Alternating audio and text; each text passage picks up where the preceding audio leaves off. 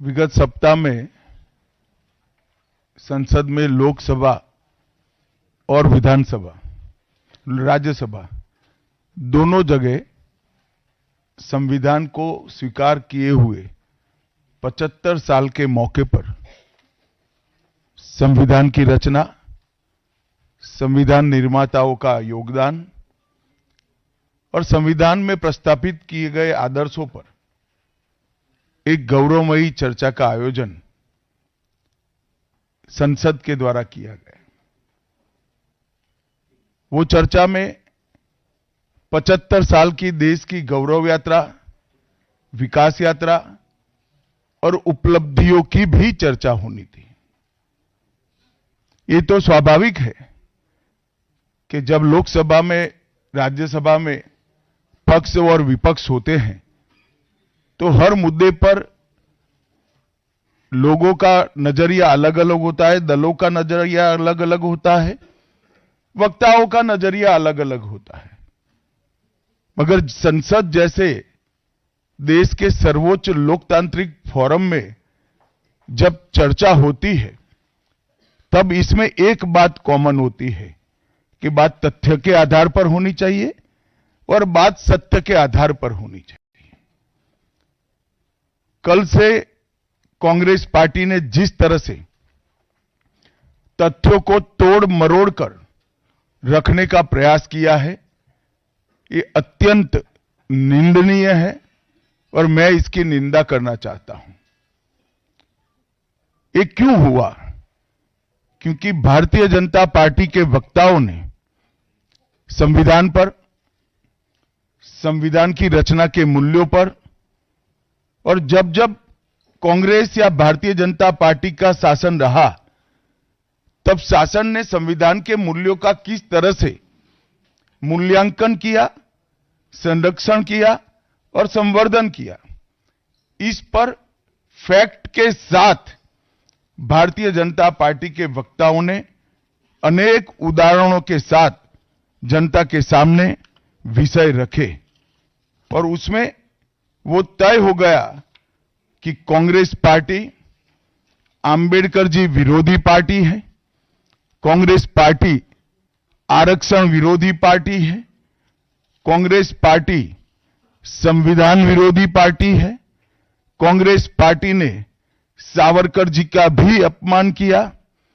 Congress party ने आपातकाल डालकर संविधान के सारे मूल्यों की धज्जियां उड़ा दी, नारी सम्मान को भी सालों तक दरकिनार किया, न्यायपालिका का हमेशा अपमान किया, सेना के शहीदों का अपमान किया और भारत की भूमि तक को संविधान तोड़कर विदेशी देशों को देने की हिमाकत कांग्रेस पार्टी के शासन में हुई।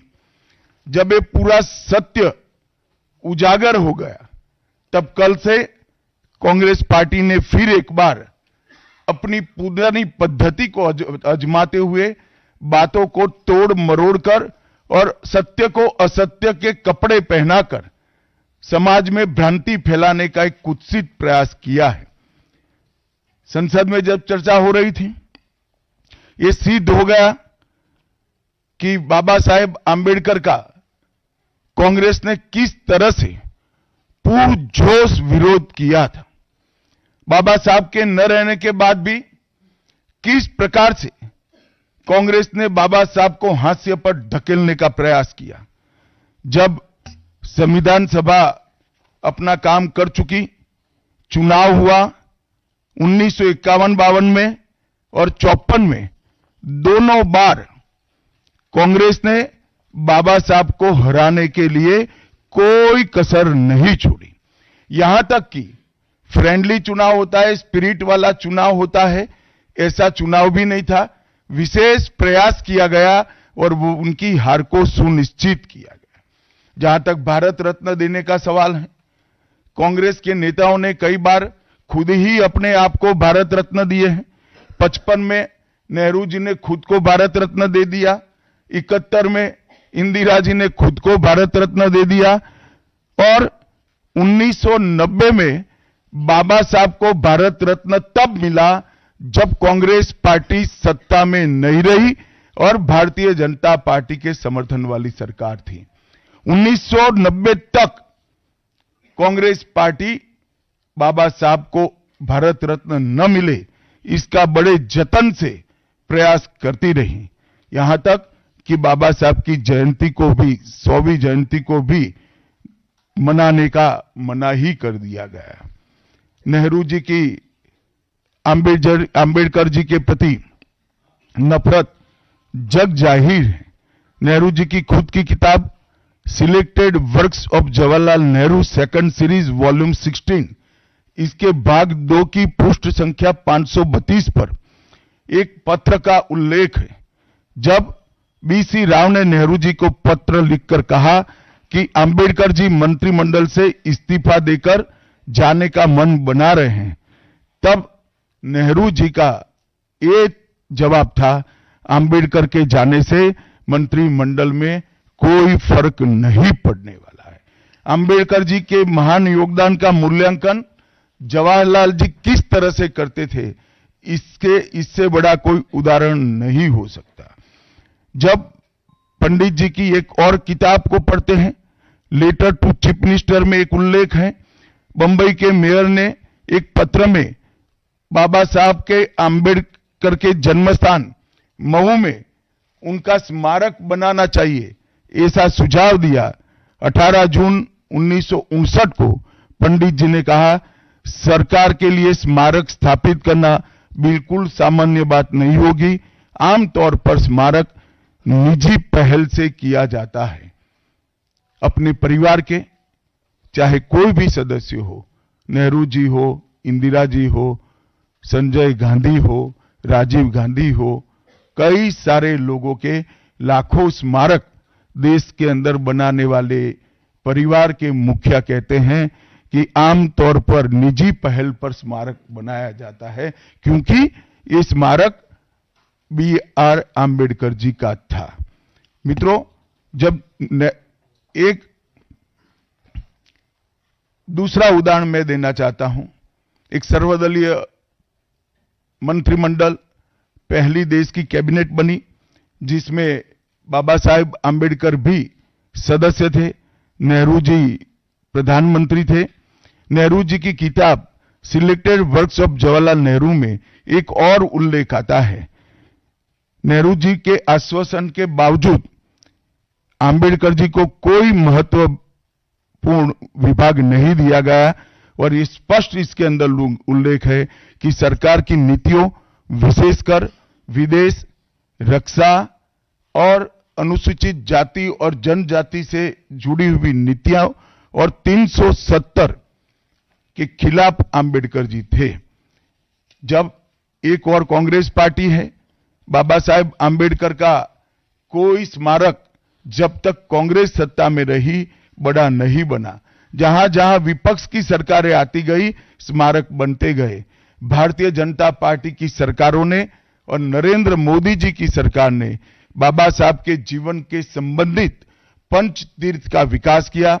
मध्य प्रदेश में महू, लंदन में वो स्थान जहां बाबा साहब पढ़ते थे, नागपुर में दीक्षा भूमि, दिल्ली में महापरिनिर्वाण स्थान और महाराष्ट्र के मुंबई में स्थित चैत्य भूमि का विकास करने का काम भारतीय जनता पार्टी की सरकारों ने किया।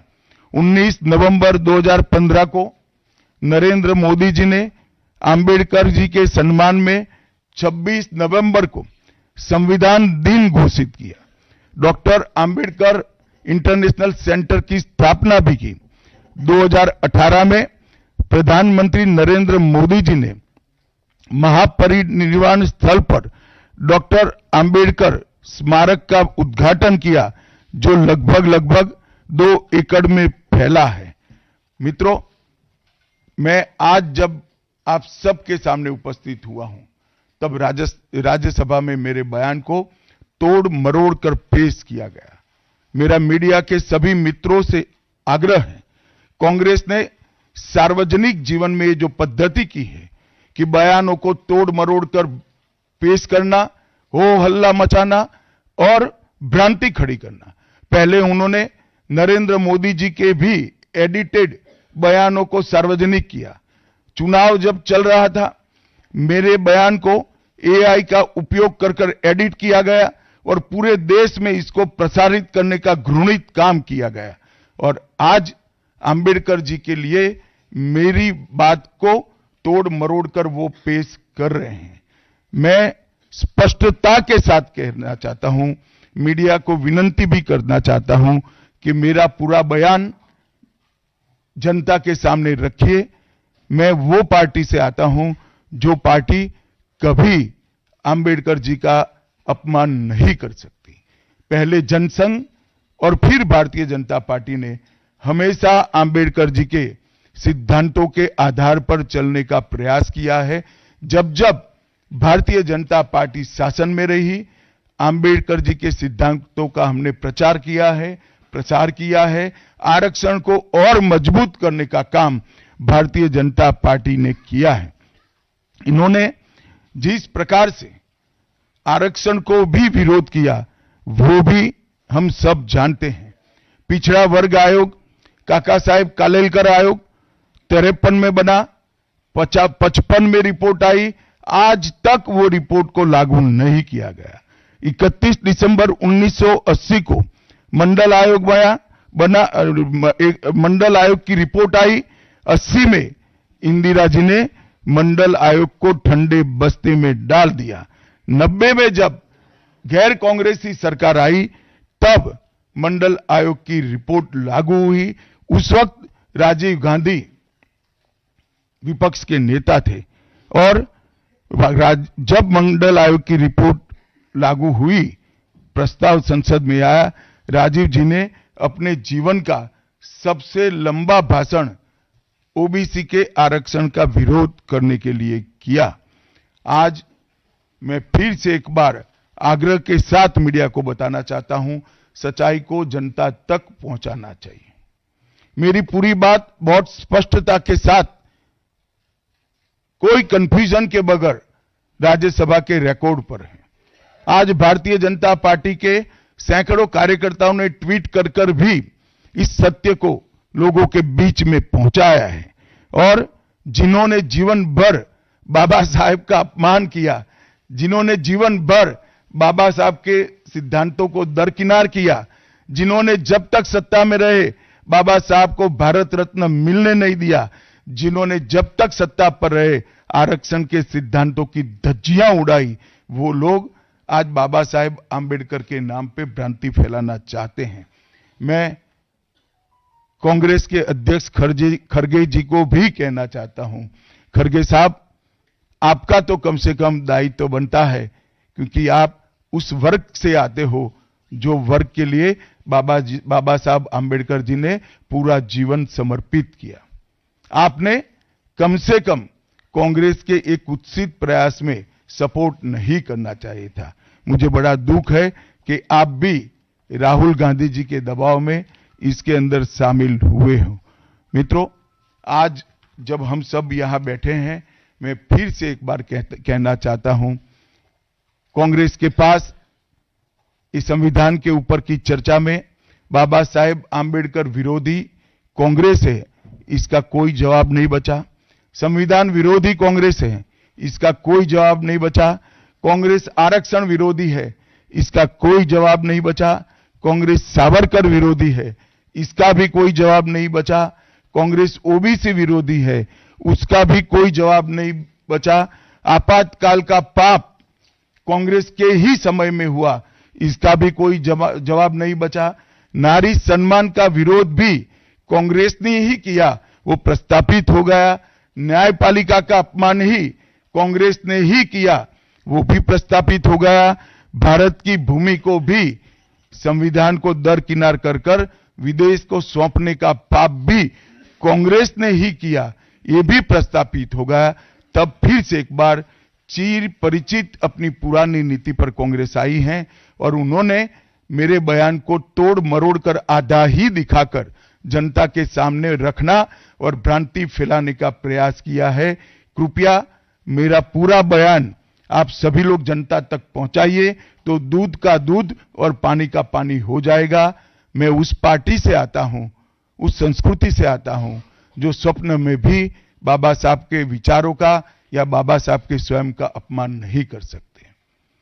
हम जानते हैं कि देश के संविधान को समावेशी बनाने में देश के पिछड़े वर्ग को, दलितों को, आदिवासियों को, गरीबों को और वंचितों को न्याय दिलाने के लिए और देश के लोकतंत्र की नींव को इतनी नीचे तक गहरी पहुंचाने में बाबा साहब का बहुत बड़ा योगदान है। पूरा देश बाबा साहब के प्रति कृतज्ञता व्यक्त करता है। कम से कम हम तो ऐसा नहीं कर सकते जिससे बाबा साहब का अपमान हो पाए। और मैं फिर से एक बार कांग्रेस के ये कुत्सित प्रयासों की घोर निंदा करता हूं और जो संविधान पर दोनों सदनों में चर्चा हुई, कम से कम भारतीय जनता पार्टी की ओर से चर्चा का स्तर मेंटेन करने का पूरा प्रयास किया गया था, विषय पर बोलने का आग्रह किया गया था और तथ्य के साथ बोलने का आग्रह भी हमारे सारे वक्ताओं ने किया था। वो सारे प्रयास पर कांग्रेस ने पानी फिरा है और मैं मानता हूं कि देश की जनता इसके इस प्रयास को भी जानती है, उनकी मानसिकता को भी जानती है और उनकी कार्य संस्कृति को भी जानती है। धन्यवाद।